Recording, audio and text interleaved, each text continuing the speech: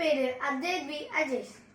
കുട്ടികൾക്ക് ഏറെ ഉപകാരപ്രദമായ അറിവുകൾ പകർന്നു നൽകുന്ന കൊച്ചേട്ടന്റെ ഈ ആഴ്ചത്തെ കത്തിലേക്ക് ഏവർക്കും സ്വാഗതം.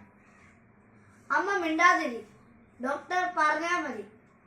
സ്നേഹമുള്ള DCL കൂട്ടുകാരെ, എല്ലാവരും ഉണ്ണാനിരുന്നില്ലേ? എത്ര നേരമായി നിന്നെ ഒരുമിച്ചുണ്ണാൻ വിളിക്കുന്നു.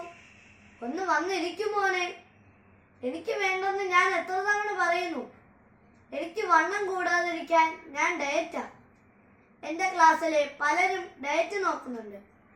മുറിക്കുള്ളിൽ നിന്ന് അരുൺ ഉറക്കെ പറഞ്ഞു. ഓ പിന്നെ, 8ാം ക്ലാസ്സിൽ പഠിക്കുന്നവനാണ് ഡയറ്റ് നോക്കുന്നത്. ശരീരം വളരുന്ന പ്രായത്തിൽ നല്ല ഭക്ഷണം കഴിക്കണം, അതും സമയത്ത് കഴിക്കണം. വീട്ടിൽ എല്ലാവരും സാധിക്കുന്നിടത്തോളം ഒന്നിച്ച് കഴിക്കുകയും വേണം. ഉറച്ച ശബ്ദത്തിൽ അച്ഛൻ നയം വ്യക്തമാക്കി. ഉച്ച കഴിഞ്ഞ് കളിക്കാനായി പുറത്തുപോയ അരുൺ നേരം നന്നായി ഇരുട്ടിയതിനു ശേഷമാണ് വീട്ടിൽ കയറി വന്നത്. മൊബൈൽ ഫോണുമായി മുറിയിലേക്ക് കയറിയ അരുൺ അത്താഴം കഴിക്കാനും ഇറങ്ങി വന്നില്ല. അമ്മ വീണ്ടും വീണ്ടും വിളിച്ചുകൊണ്ടേയിരുന്നു. അവൻ ദേഷ്യത്തോടെ നോ പറഞ്ഞുകൊണ്ടും ഇരുന്നു. ഒരു ദിവസം രാവിലെ അരുൺ എഴുന്നേറ്റത് വലിയ വായിൽ നിലവിളിച്ചുകൊണ്ടാണ്. വയർ പൊത്തിക്കരയുന്ന അവന് വലിയ വയറുവേദനയായിരുന്നു. അച്ഛന്റെ കൂടെ ആശുപത്രിയിലെത്തി. പരിശോധന കഴിഞ്ഞ് ഡോക്ടർ പറഞ്ഞത് കേട്ട് അച്ഛൻ ഞെട്ടി. അരുണിന്റെ പാൻക്രിയാസിന് നീരുണ്ട്, ബയോപ്സിക്ക് വിടണം. അരുണിന്റെ ആമാശയവും ഉദരത്തിലെ മറ്റവയവങ്ങളും മലിനമാണത്രേ. പുറത്തുനിന്ന് ഭക്ഷണം കഴിക്കുന്നുണ്ടല്ലേ എന്ന ചോദ്യത്തിന് ഇല്ല എന്ന അച്ഛനും യെസ് സാർ എന്ന് അരുണും പറഞ്ഞു. കളിക്കാനാണെന്നും പറഞ്ഞ് വീട്ടിൽ നിന്നും ഇറങ്ങുന്നവൻ പണക്കാരുടെ മക്കളോടൊപ്പം ഹോട്ടലുകളിലും ബേക്കറികളിലും കോഫി ഹൗസുകളിലും സ്ഥിരമായി കയറി ജങ്ക് ഫുഡിന്റെ അടിമയായി മാറിയിരിക്കുന്നു.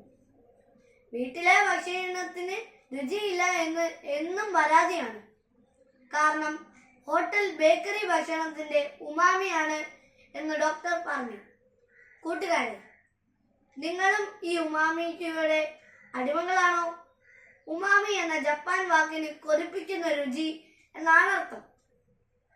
തക്കാളി, പനീർ, മട്ടൻ, ചിക്കൻ, മത്സ്യം, കൂൺ, കടൽപ്പായൽ എന്നിവയിൽ നിന്ന് ലഭിക്കുന്ന സ്വാഭാവികമായ ഉമാമി ആരോഗ്യത്തിന് നല്ലതാണ്. എന്നാൽ രുചി കൂട്ടാനായി മോണോസോഡിയം ഗ്ലൂറ്റാമേറ്റ് എന്ന അജിനോമോട്ടോ ചേർത്തുണ്ടാക്കുന്ന ഉമാമിയുടെ അടിമകളാണ് നമ്മുടെ കഥയിലെ അരുണും കൂട്ടുകാരിൽ ഒട്ടേറെ പേരും. ഇന്ന് കുട്ടികളും യുവജനങ്ങളും മാത്രമല്ല, മുതിർന്നവരും MSGയിലൂടെ നിർമ്മിക്കുന്ന ഉമാമിയുടെ അടിമകളാണ്. നമ്മുടെ വീട്ടിലുണ്ടാക്കുന്ന നാടൻ ഭക്ഷണം ഇന്ന് ആർക്കും വേണ്ട.